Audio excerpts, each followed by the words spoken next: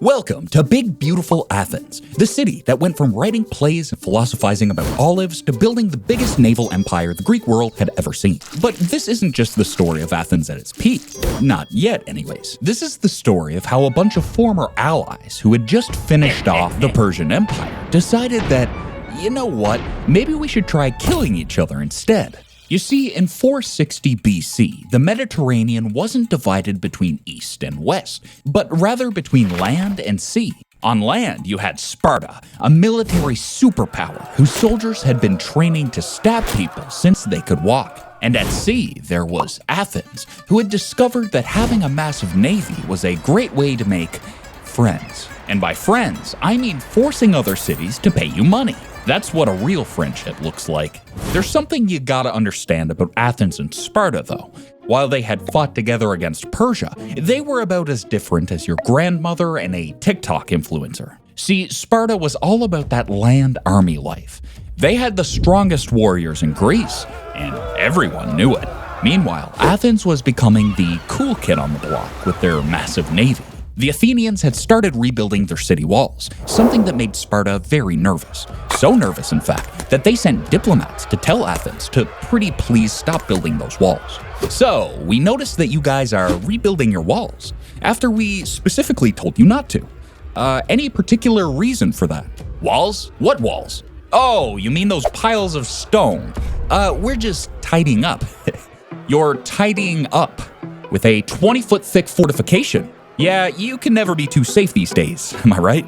After all, we wouldn't want any, Persians sneaking in again. Right, Persians. The Athenian leader, Themistocles, kept delaying talks with Sparta through a brilliant strategy historians now call ghosting. He wasn't just leaving them on red, though. He was buying time while Athens finished their walls in secret. But walls weren't the only thing Athens was building. They had also started their own cool club called the Delian League. Picture a protection racket, but with triremes instead of baseball bats. The cities across the Aegean were invited to join. And by invited, I mean, hey, nice city you got there.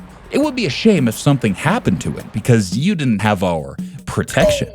One by one, cities joined the Delian League, paying Athens with money and ships. What started as a defensive alliance against Persia had turned into something else entirely, something that was making Sparta increasingly uncomfortable. See, Sparta was watching as their former ally got stronger and stronger. Athens now had walls that would make Donald Trump jealous, a navy that ruled the seas, and a growing list of totally voluntary allies who were definitely not scared of them at all. The Spartans had begun to realize that their former battle buddy was becoming a serious problem. But what could they do? Athens had the ships, the walls, and now the money. All Sparta had was a bunch of really buff guys with some spears. But they had a slightly more pressing issue to deal with first. You see, Sparta had this little thing where they kept a massive population of slaves called helots to do all their work while they focused on their favorite hobbies, working out and practicing war. The only problem? The helots weren't too happy about this arrangement. Hey, you know, I'm starting to think that being enslaved isn't all that great. What was your first clue? The constant oppression, or the fact that they hunt us for sport? In 464 BC, something happened that would make Sparta's life way more complicated. An earthquake hit the city, and while Sparta was busy dealing with fallen columns and broken pottery, my favorite spear rack! No! The Helots saw their chance and decided to revolt. Now, this wasn't just a small uprising. This was a full-blown, we're taking over the mountain and you can't stop us kind of revolt. Sparta, finding themselves in a bit of a pickle, did something they've never done before. They asked for help. And who did they ask? Athens. Athens, we need your help. Our slaves are revolting. Well, you know, that's not a very nice way to talk about them. No, I mean they're actually revolting, like with weapons and everything. Athens, now led by their pro-Spartan leader Cimon, actually agreed to help. They sent 4,000 men to assist their former allies, but here's where things get awkward. See, when the Athenians showed up, Sparta started having second thoughts. Having Athens, with all their crazy democratic ideas hanging around their rebelling slaves, suddenly didn't seem like such a great plan. What if they start telling the Helots about voting? Or worse, democracy. And so, in what historians now call the most awkward goodbye ever, Sparta basically told Athens, thanks but no thanks, then sent them home. Just them. None of their other allies. Just Athens. But we came all this way. Yeah, we just remembered we need to, wash our hair. But sir, we never wash ourselves. Shut up, Mike.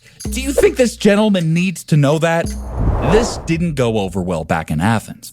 Timon, who had been Athens' biggest Sparta fanboy, got ostracized, which is just a fancy word of saying they kicked him out of the city for 10 years. The Athenians were furious. They had just been publicly humiliated by Sparta, and they weren't about to forget it.